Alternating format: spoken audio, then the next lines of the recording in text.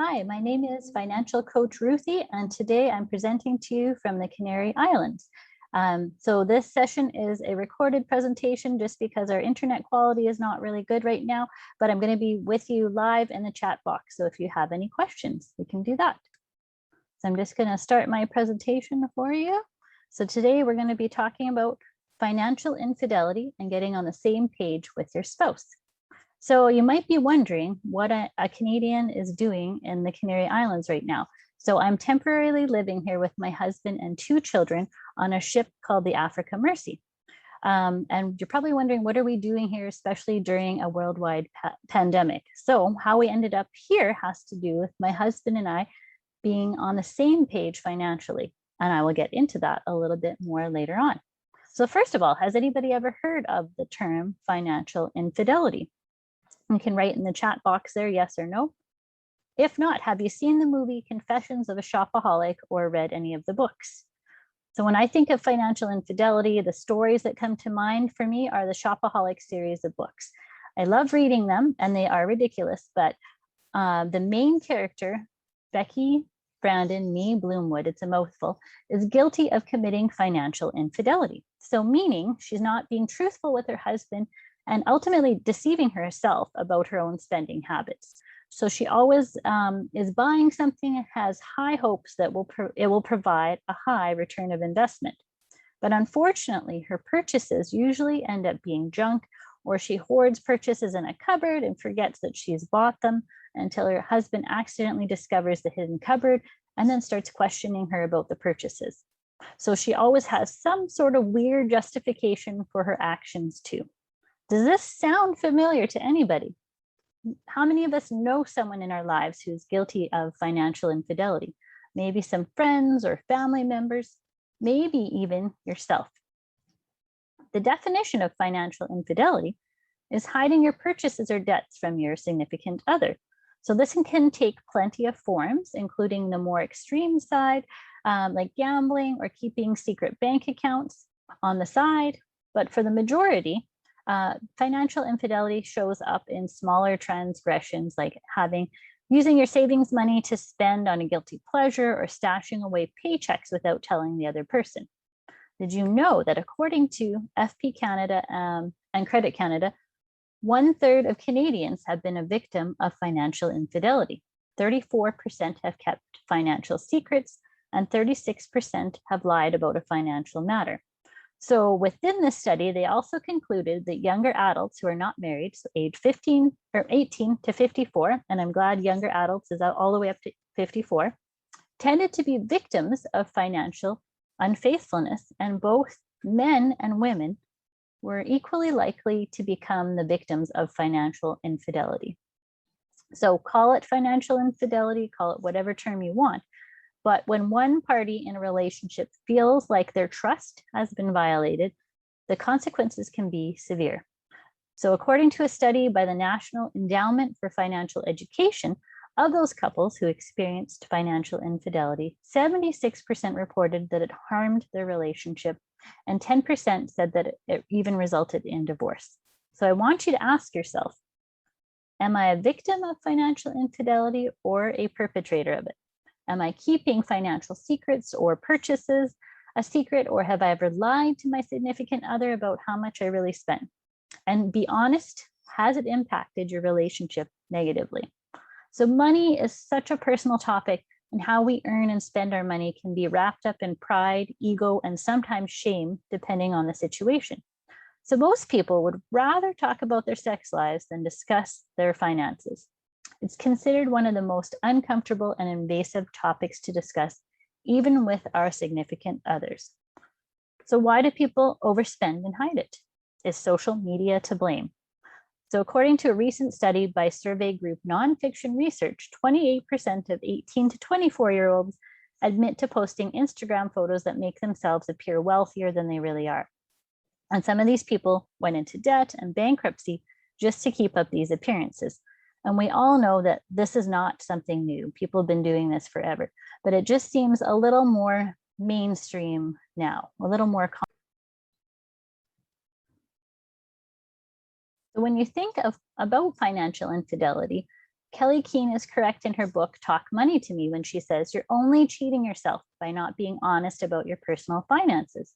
And eventually everything's going to come to light and it's going to only hurt your goals as a couple. So Professor of Family Studies, Sonia Britt said, arguments about money are by far the top predictor of divorce. So not children, not sex, not in-laws or anything else. It's money for both men and women. And according to Ramsey Solutions, besides divorce, money fights can become a major roadblock, and the negative effects of fighting over money trickles down to all areas of your life. Just think about it: lack of shared dreams, lack of satisfaction, and never achieving these financial goals and dreams. Even poor health, so due to the stress of money issues, can lead to higher blood pressure, muscle pain, mental health decline, not to mention the lack of trust and satisfaction in your relationship too. So with this in mind, did you know that some spouses don't even know how much their significant other makes?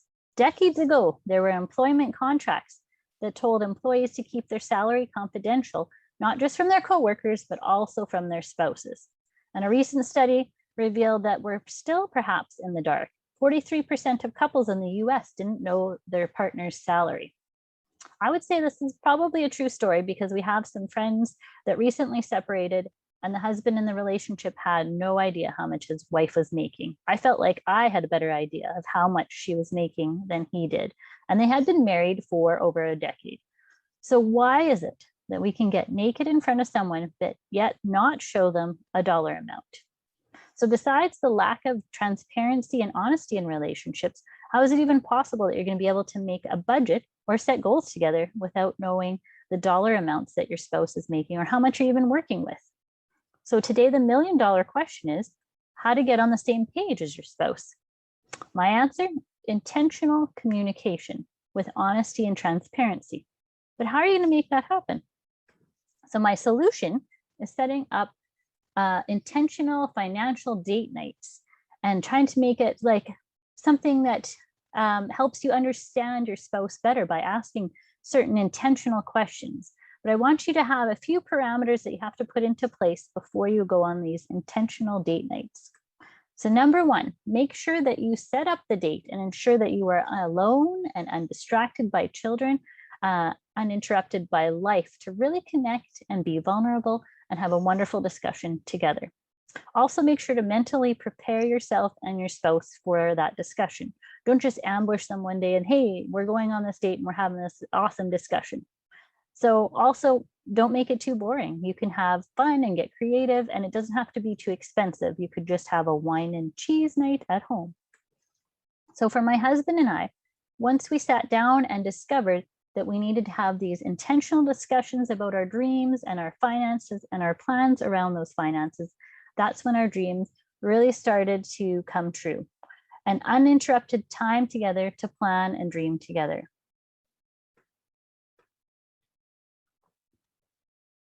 Oh, and I shared this a little bit earlier, but I want you to remember that it's a continuous conversation, continuous journey. So don't expect it to be over and done with in one night, one date. So you might think that you don't need to ask your spouse or significant other questions about money because you've been together for such a long time. However, when I coached a couple who had been married for over a decade, and I asked them about their financial goals, they totally discovered new things about each other. Now, back to the why or how we ended up in the Canary Islands aboard the Africa Mercy. Well, I'll tell you actually what the Africa Mercy is. It's a floating hospital ship that provides free surgeries to West Africans. So once we started having these intentional financial date night discussions, I discovered that my husband was actually interested in coming aboard the Africa Mercy, and we started planning that together because that was also my goal and dream. So if we had never had this discussion, we might not have had this wonderful opportunity to fulfill our dreams together. So sometimes the questions just never get asked. So next you're probably asking, well, what kind of intentional questions should I ask my significant other? Well, you should start with some questions about their history and their upbringing with finances to kind of understand where they're coming from. And then you can go on to that dreaming stage. So I made some pretty cards with the questions on them that are available on my website, www.financialresuscitationwithruthy.com. And if you go to that site, I know it's a long name and it will come up in the slides at the end. You go under the free things menu tab, and then you can get the card sent to you. So now let's get into the questions. So number 1, I have 10 questions to show you. What are your thoughts and feelings around money? So does it provide a sense of safety and security, or a sense of confusion, judgment, and shame? So you might discover if your significant other is a nerd or a free spirit when it comes to money, or who's the saver or the spender in the relationship. Does your spouse or significant other feel totally lost or have no interest in money whatsoever? Number 2 question, what were you taught about money growing up? So maybe you weren't taught anything and you merely observed that only one parent was in charge of the family's money, and that parent wasn't your gender, and just kind of assumed that the responsibility wouldn't be on you when you got into a serious relationship. So maybe that's something to think about. What are your earliest money memories? Do you remember ever running out of money, going hungry? Did you have to drop out of school to help your parents pay the bills? So now you might already know these stories about your spouse, but you might have an aha moment of why they spend or save the way they do, and that'll help you be better equipped to understand your spouse's habits or actions. So next is the dreaming stage. You could learn more about your significant other's hopes and dreams. Number 3, what's your 1-year goal? Or what would you like your 1-year financial goal to be? So many people have never even thought about their goals or thought to write them down. But when you write it down, it suddenly becomes more of a reality, like an item on a list that needs to be checked off, or a reminder that you didn't achieve something yet.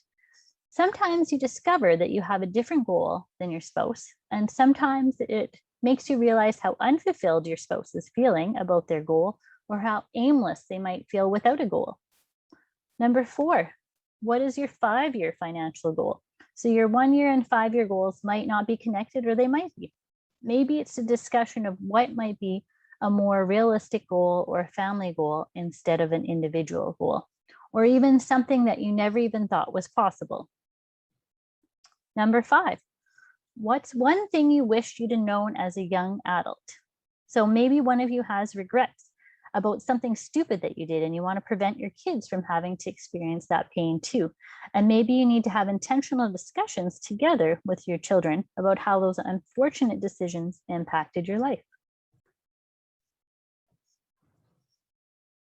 Number 6, what do you value spending money on? So what do you really enjoy spending money on? And if you had unlimited amounts of money, what would you spend it on? So maybe it's books or vacations or holidays or vehicles or a fancy house. So maybe these joys can be integrated, or these things that you really value can be integrated into your 1 or 5-year goals. Number 7, what kind of retirement do you want? Do you want to be a snowbird? Do you want to spend 6 months of the year someplace warm? Do you want to move to Europe or move in with your kids? Maybe tell your kids or ask your kids their opinion.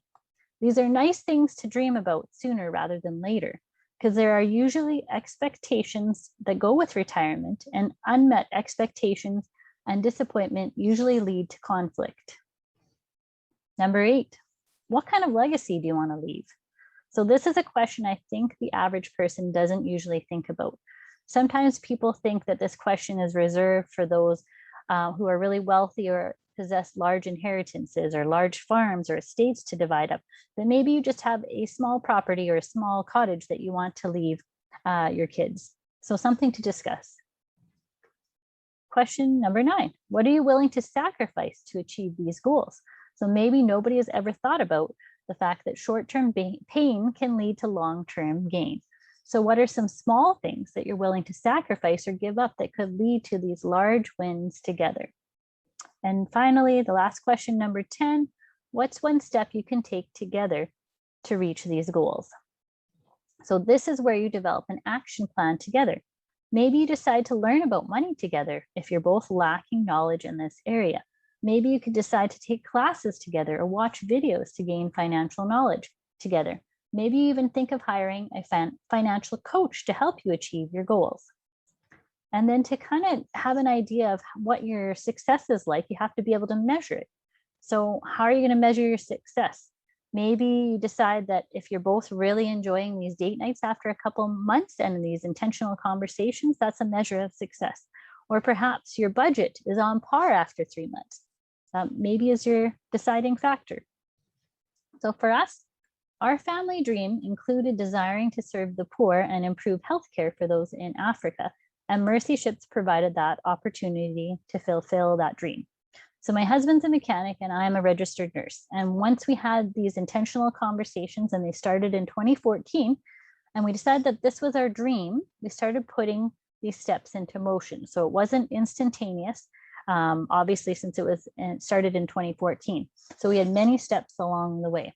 So first, my husband went to university to get his teaching degree in 2015. And we did this without any student loan debt. And we paid off our mortgage in January 2020. And then we started saving up, excuse me, to come aboard the Africa Mercy. So we were saving up because we had a 2-year commitment that we had to make to come aboard Mercy Ships. And within those 2 years, we had to pay crew fees and not receive an income for those 2 years. So that required a lot of financial planning and budgeting. So I want you to keep in mind when you're having these conversations that you remember to give each other room to grow and make mistakes, especially if finances are not your spouse's thing or it's difficult for them to talk about. And I want you to remember to not sweat the small stuff. So just keep in mind, what direction are you heading? So it doesn't matter if someone made a mistake, such as having a late fee on a credit card, for example, true story on my part, as long as you're having improvements along the way, improved communication and transparency are happening. And don't get mad or chastise your spouse if they spend money on something they shouldn't have, and then you retaliate by getting something also just as expensive. You're both going to make mistakes. And as Stephen Covey says, begin with the end in mind. So Stephen Covey wrote a book, The 7 Habits of Highly Successful People. So that begin with the end in mind means starting with your bigger goal and working backwards until you have a day-to-day, month-to-month, and year-to-year plan.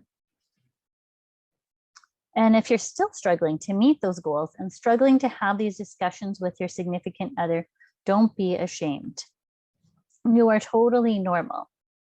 You might need an outside party to give you some extra tools and resources and accountability to guide you towards accomplishing your dreams. And someone like a financial coach could help you guide you towards your goals and dreams together.